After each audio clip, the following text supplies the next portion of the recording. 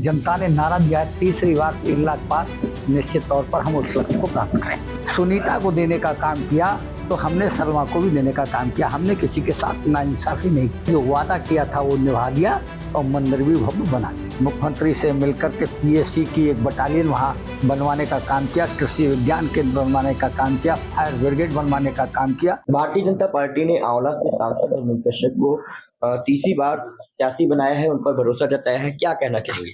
देखिए, निश्चित तौर पर मैं पार्टी नेतृत्व का आदरणीय राष्ट्रीय अध्यक्ष जेपी नड्डा जी, प्रधानमंत्री जी, गृह मंत्री अमित शाह, रक्षा मंत्री जी का धन्यवाद करना चाहता हूं। उन्होंने तीसरी बार मुझ पर भरोसा किया और मैं जनता के आधार पर कह सकता हूं उनके भरोसे और विश्वास पर खरा उतरूंगा।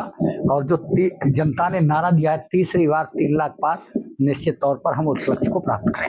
क्या मुद्दे रहेंगे इस बार, क्योंकि सरकार की क्या उपलब्धियां लेकर आप जनता के बीच जा रहे हैं? ये चुनाव विकास के ऊपर आधारित है। हमने नारा दिया था पहली बार सबका साथ और सबका विकास। तो सबका साथ और विकास के हमने किसी जाति की बात नहीं, किसी धर्म की बात नहीं, किसी व्यक्ति की बात नहीं, बल्कि जो जरूरतमंद है उसको उन सुविधाओं का लाभ कैसे मिले। तो हमने चाहे बिजली की बात हो, आवास की बात हो, शौचालय की बात हो, गैस सिलेंडर की बात हो, अगर हमने सुनीता को देने का काम किया तो हमने सलमा को भी देने का काम किया। हमने किसी के साथ नाइंसाफी नहीं। तो हमारा नारा हो गया सबका साथ, सबका विकास और सबका विश्वास। भारतीय जनता पार्टी लगातार अर्थव्यवस्था आगे बढ़ाने पर लगी हुई है। हम 5वीं अर्थव्यवस्था बने और तीसरे टर्म में तीसरी अर्थव्यवस्था बनेंगे। धारा 370 की जब चर्चा होती थी तो लोग कहते थे कि खून खराबा हो जाएगा, कत्ले आम हो जाएगा, लेकिन हमारे गृह मंत्री ने सदन में खड़े होकर के कहा एक कंकड़ भी नहीं चलेगा और धारा 370 समाप्त हो गई। कश्मीर का विकास होना शुरू हो गया। तब प्रधानमंत्री जी ने नारा दिया कि अब की बार 370 भाजपा, एनडीए 400। तो अब की बार हमारा नारा हो गया अब की बार 400 पार। और जो नारा था सबका साथ, सबका विकास और सबका विश्वास, और वो नारा हो गया सबका साथ, सबका विकास, सबका विश्वास और सबका प्रयास।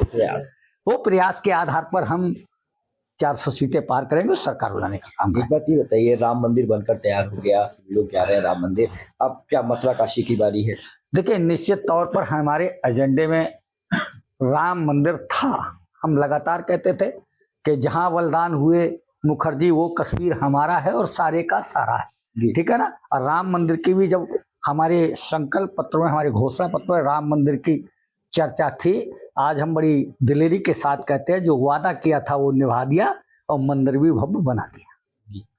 तो क्या मथुरा काशी भी जल्दी? सारी दुनिया झूम रही है, सारी दुनिया झूम रही है। राम चुनरिया ओढ़ के दीप जले हैं, गली गली लगी पताका भारत के हर मोड़ पे।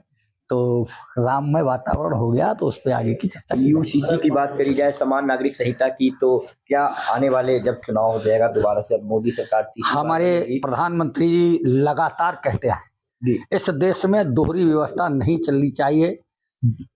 अमीर के लिए दूसरा कानून, गरीब के लिए दूसरा कानून। तो निश्चित तौर पर समान व्यवस्था होनी चाहिए। अमीर के लिए भी कोई कानून होना चाहिए, गरीब के लिए भी कोई कानून होना चाहिए। तो निश्चित तौर पर जो कानून में तमाम बदलाव किए, उसका 3 तलाक का उदाहरण आपके सामने है कि दुबई में बैठा हुआ आदमी और फोन पर 3 तलाक 3 तलाक 3 तलाक दे दिया, वो बेचारी बारी बारी घूम रही है। रोटी जल गई, 3 तलाक दे दिया। तो सुधार के नए प्रयास किए जा रहे हैं, नए कदम। राहुल और अखिलेश की जोड़ी एक साथ आ गई है, तो क्या इससे क्या चुनाव पे फर्क पड़ेगा क्या आने वाले? कहीं का ईंट कहीं का रोड़ा, भानुमती ने कुनवा जोड़ा। पहले भी 2 लड़के इस उत्तर प्रदेश को बर्बाद कर चुके हैं, अब उनके पास कुछ है नहीं। क्योंकि पिछली बार तो सपा, बसपा, कांग्रेस, ऐरे गहरे नत्थू करे सब इकट्ठे थे, तब कुछ नहीं कर पाए, तो अब क्या करेंगे। यहाँ पर अगर बात करी जाए तो आपके आंवला की संसदीय क्षेत्र की, तो यहाँ से नीरज मौर्य को प्रत्याशी बनाया है, गठबंधन का प्रत्याशी है, क्या लगता है उनकी क्या स्थिति रहेगी?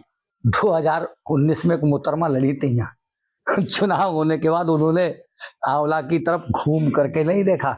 ये प्रत्याशी भी चुनाव होने के बाद आंवला की तरफ घूम करके नहीं देखेंगे और आंवला की जनता बाहरी प्रत्याशी पर क्यों भरोसा करेगी? इनके पास लोकसभा का कोई प्रत्याशी नहीं था। आप जरा ये तो कल्पना करें, जिस पार्टी के पास लोकल प्रत्याशी ना हो, पिछली बार भी आए थे प्रत्याशी, इस बार भी आए थे प्रत्याशी, और जो जहाँ के रहने वाले हैं जनाब, वो इनकी कलई खोलने के लिए जलालाबाद के लोग भी आने को तैयार है। एक बड़ी उपलब्धि रही थी लाल फाटक वो बनकर तैयार हो गया। आंवला को जिला बनाने की लंबे समय से मांग रही है। ये माना जाए तीसरी बार जब आप सांसद बनेंगे तो आंवला जिला बनेगा।